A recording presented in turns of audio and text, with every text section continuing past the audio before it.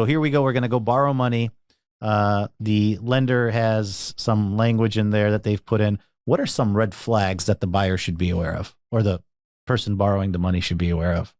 I think, I mean, so from the borrower's perspective, and I'll tell you, this is a deal I just recently got done, and kind of to set this up, and I think I mentioned this earlier, on the lending side, the bank and the borrower typically they have a mutual point of interest, right? The borrower wants to borrow the money, lender wants to lend the money, right?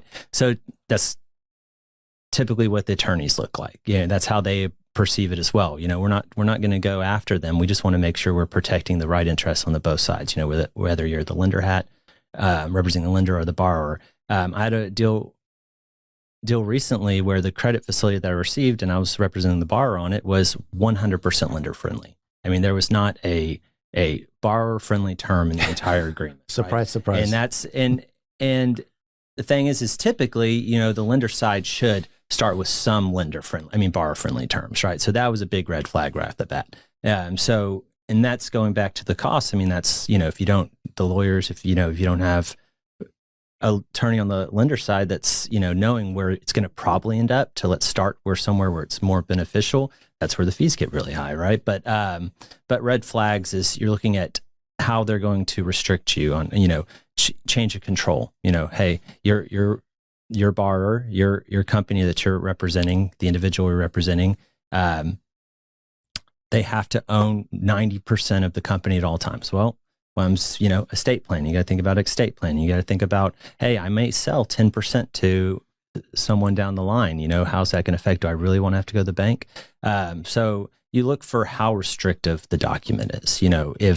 If it's overly restrictive, that's a red flag that the relationship might not be the best relationship to get into. Maybe we do need to go find a different source, because if we're fighting over these small facts now, how's it going to be when we do come over a hurdle later on? Ultimately, you're always going to have, you have a bad quarter. How's that gonna look when you come to talk, bring it back up to your lender, traditional or non-traditional? How's that relationship going to be? So I think the red flags is really looking at, it's really when it comes to not only the document, but the negotiation process, how they are to, when, on points that that are important to you, they know that are important. How are they willing to, give and take on those items? Yeah. That's a great point. We, especially on the M&A side, there might be some type of credit facility in place that a company took or a client took out early on. And now the next deal has come in, whether it's financing, whether it's taking on an investor, or whether they're even looking for more capital because the capital that they had is used up and they need more to grow their business. And the next question is, when they come in, it's like, well, what do you have in place already? And so you go dust that off, and it's like, well, we can't do that, what you want to do, until we deal with the legacy costs of what you put in place. And if you picked a lender that's hard to deal with, hard to get in touch with, hard to negotiate with, now we're have to start over where we, what you put in place, see if we can get around that somehow, or might just have to go find a way to pay it off in order to free you up. None of those options are necessarily great.